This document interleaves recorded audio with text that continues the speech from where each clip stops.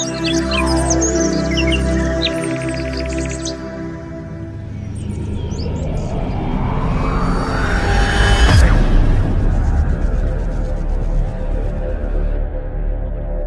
Morning my dear brothers and sisters in Christ.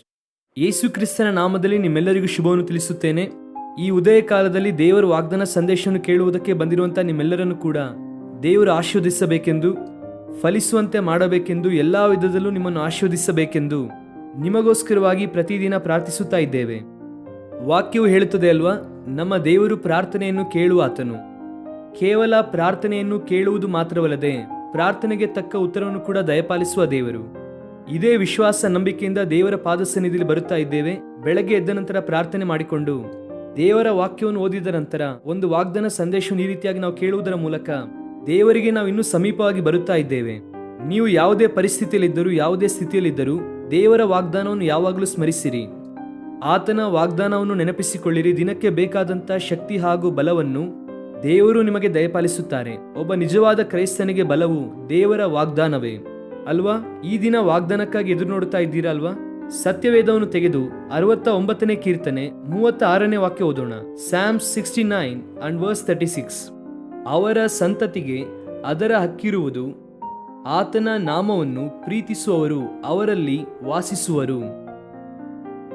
ಓದಿದಂತಹ ವಾಕ್ಯ ಭಾಗವನ್ನು ಪರಿಶೀಲಿಸುವುದಾದರೆ ಈ 69ನೇ ಕೀರ್ತನೆಯ ಕೊನೆಯ ವಾಕ್ಯ ಭಾಗ ಅದು, ಆತನ ಸೇವಕರ ಸಂತತಿಯವರು ಅದನ್ನು ಸ್ವತಂತ್ರಿಸಿಕೊಳ್ಳುವರೆಂಬುದಾಗಿ ಬರೆಯಲ್ಪಟ್ಟಿದೆ.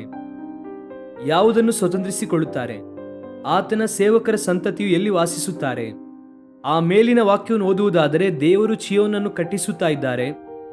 ಆ ಚಿಯೋನಿನಲ್ಲಿ ಆತನ ಸೇವಕರ ಸಂತಾನವು ವಾಸಿಸುತ್ತಾರೆ ಎನ್ನುವಂತಹ ಮಾತನ್ನು ನಾವಲ್ಲಿ ನೋಡುತ್ತೇವೆ. ಕರ್ತನಲ್ಲಿ ಪ್ರಿಯ ದೇವ ಮಕ್ಕಳೇ, ದೇವರು ನಮ್ಮ ಕುರಿತಾಗಿ ಇಟ್ಟಿರುವಂತಹ ಉದ್ದೇಶವು ಬಹಳ ಉನ್ನತವಾದದ್ದು. ಆತನು ಎಷ್ಟು ಉನ್ನತ ದೇವರು ಅಂದರೆ ಆತನು ಚಿಯೋನನ್ನು ಕಟ್ಟಿಸುತ್ತಾ ಇದ್ದಾರೆ ಅಥವಾ ಕಟ್ಟಿಸಿದ್ದಾರೆ. ನಾವು ಸುರಕ್ಷಿತವಾಗಿ ವಾಸಿಸುವಂತೆ, ಅದನ್ನು ಸ್ವತಂತ್ರಿಸಿಕೊಳ್ಳುವಂತೆ ದೇವರು ಅದನ್ನು ಕಟ್ಟಿಸಿದ್ದಾರೆ. ಬೈಬಲ್ನಲ್ಲಿ ಚಿಯೋನ್ ಎನ್ನುವಂಥದ್ದು ದೇವರ ಸ್ಥಳವಾಗಿ, ಆತನು ವಾಸಿಸುವಂತಹ ಸ್ಥಳವಾಗಿ ವಿವರಿಸಲ್ಪಟ್ಟಿದೆ ಅಥವಾ ವರ್ಣಿಸಲಾಗಿದೆ. ಚಿಯೋನಿನಲ್ಲಿ ಇರುವಂಥವರು ದೇವರಲ್ಲಿ ಆನಂದಿಸುವವರಾಗಿ ಇದ್ದಾರೆ. ಅವರು ದೇವರ ಆಶೀರ್ವಾದವನ್ನು ಕೂಡ ಪಡೆದುಕೊಳ್ಳುತ್ತಾರೆ ಎಂಬುದಾಗಿ ಕೀರ್ತನೆ 128ರಲ್ಲಿ ನೋಡುತ್ತೇವೆ. ದೇವರು ಚಿಯೋನಿನಿಂದ ಅವರನ್ನು ಆಶೀರ್ವದಿಸಲಿ ಎನ್ನುವಂತಹ ಮಾತನ್ನು 128ನೇ ಕೀರ್ತನೆಯಲ್ಲಿ ನೋಡುತ್ತೇವೆ. ದೇವರ ಆಶೀರ್ವಾದವು, ದೇವರ ಅನುಗ್ರಹ, ಆತನ ನಡೆಸುವಿಕೆ, ಎಲ್ಲದಕ್ಕಿಂತಲೂ ಪ್ರಾಮುಖ್ಯವಾಗಿ ದೇವರ ಪ್ರಭಾವವು ಚಿಯೋನಿನಲ್ಲಿ ಕಾಣಿಸುತ್ತದೆ. ದೇವರು ಆ ಪಟ್ಟಣವನ್ನು ಕಟ್ಟಿಸಿದ್ದಾರೆ.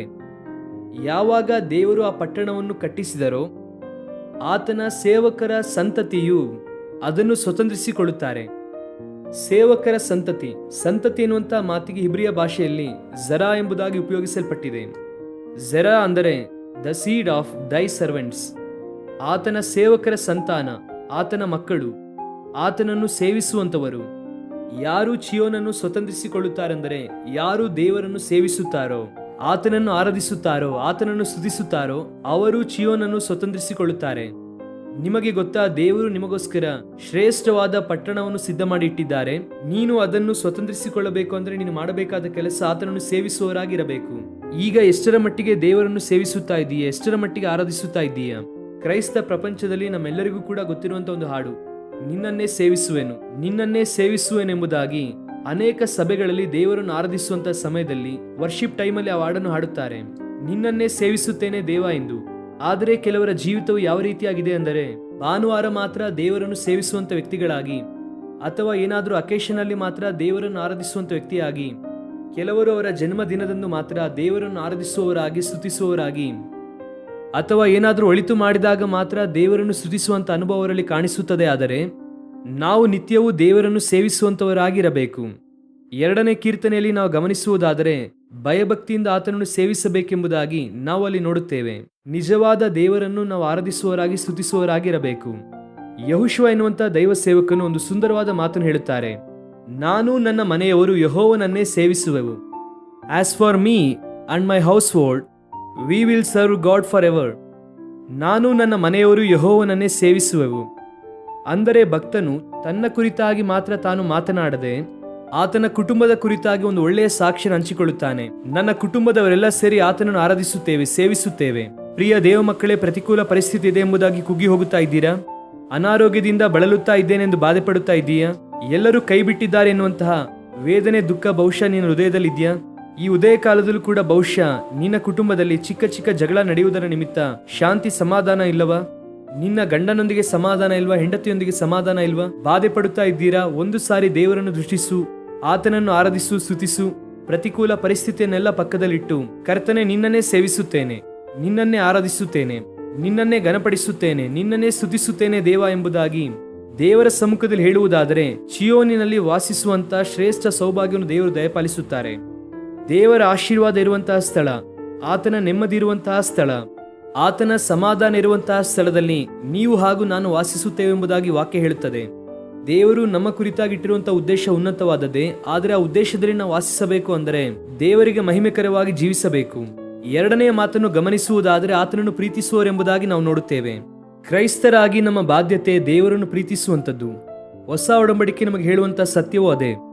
ಮೊದಲನೆಯದಾಗಿ ನಾವು ದೇವರನ್ನು ಪ್ರೀತಿಸಬೇಕು. ಆನಂತರವಾಗಿ ನಿನ್ನಂತೆಯೇ ನಿನ್ನ ನೆರೆಯವರನ್ನು ಪ್ರೀತಿಸು ಎನ್ನುವಂಥ ಸಂದೇಶ ಹೊಸ ಒಡಂಬಡಿಕೆಯಲ್ಲಿ ಬಹಳ ಸ್ಪಷ್ಟವಾಗಿ ನಾವು ನೋಡುತ್ತೇವೆ. ದೇವರನ್ನು ಪ್ರೀತಿಸುವುದೆನ್ನುವುದು ಬಹಳ ಪ್ರಾಮುಖ್ಯವಾದ ವಿಷಯ. ಯಾಕೆ ನಾವು ದೇವರನ್ನು ಪ್ರೀತಿಸಬೇಕು ಅಂದರೆ ಆತನೇ ಮೊದಲು ನಮ್ಮನ್ನು ಪ್ರೀತಿಸಿದ್ದಾನೆ. ಆದ್ದರಿಂದ we ought to love God because God loved us first.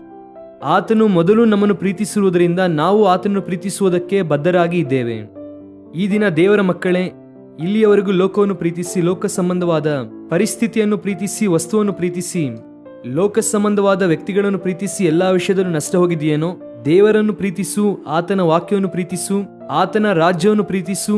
ಆತನ ಕೃಪೆಯಲ್ಲಿ ವೃದ್ಧಿ ಆಗುವಂತೆ ಆತನನ್ನು ಪ್ರೀತಿಸುವುದಾದರೆ ದೇವರು ಹೇಳುತ್ತಾರೆ, ನಾನು ಕಟ್ಟಿದ ಚಿಯೋನಿನಲ್ಲಿ ಅವರು ವಾಸಿಸುತ್ತಾರೆ. They shall dwell in that place. ನೀವು ಹಾಗೂ ನಾನು ಸುರಕ್ಷಿತವಾದ ಪ್ರಾಂತದಲ್ಲಿ ಇರಬೇಕೆನ್ನುವುದೇ ದೇವರ ಪ್ರಣಾಳಿಕೆಯಾಗಿದೆ. ಈ ದಿನವೆಲ್ಲ ಈ ವಾಗ್ದಾನವನ್ನು ಕ್ಲೇಮ್ ಮಾಡಿ ದೇವರಿಗೆ ಸ್ತೋತ್ರ ಮಾಡಿರಿ. ಒಂದು ಶ್ರೇಷ್ಠವಾದ ಆಶೀರ್ವಾದವನ್ನು ನೀವೆಲ್ಲರೂ ಕೂಡ ಸ್ವತಂತ್ರಿಸಿಕೊಳ್ಳಬೇಕೆಂದು ನಾನು ಮನಸ್ಸಾರೆ ಕೋರುತ್ತಾ ನಿಮ್ಮೆಲ್ಲರಿಗೋಸ್ಕರವಾಗಿ ಪ್ರಾರ್ಥನೆ ಮಾಡುತ್ತೇನೆ. ಕಣ್ಮುಚ್ಚಿರಿ, ನಾವು ಪ್ರಾರ್ಥನೆ ಮಾಡೋಣ. ಪ್ರೀತಿಯುಳ್ಳ ತಂದೆ, ಉನ್ನತನಾದ ದೇವ, ನಿಮ್ಮ ಪರಿಶುದ್ಧ ಪಾದಗಳಿಗೆ ವಂದನೆಯನ್ನು ಸಲ್ಲಿಸುತ್ತಾ ಈ ಉದಯಕಾಲ ಸಮಯದಲ್ಲಿ ನೀವು ನಮಗೆ ಅನುಗ್ರಹಿಸಿದಂತಹ ನಿಮ್ಮ ದಿವ್ಯ ವಾಗ್ದಾನಕ್ಕಾಗಿ ನಿಮಗೆ ಲೆಕ್ಕವಿಲ್ಲದಷ್ಟು ಕೃತಜ್ಞತೆಯನ್ನು ಸಲ್ಲಿಸುತ್ತೇನೆ. ನಿಮ್ಮ ವಾಗ್ದಾನವೇ ನಮ್ಮ ಬಲ, ನಿಮ್ಮ ವಾಗ್ದಾನವೇ ನಮ್ಮ ಧೈರ್ಯವೂ ದೇವ.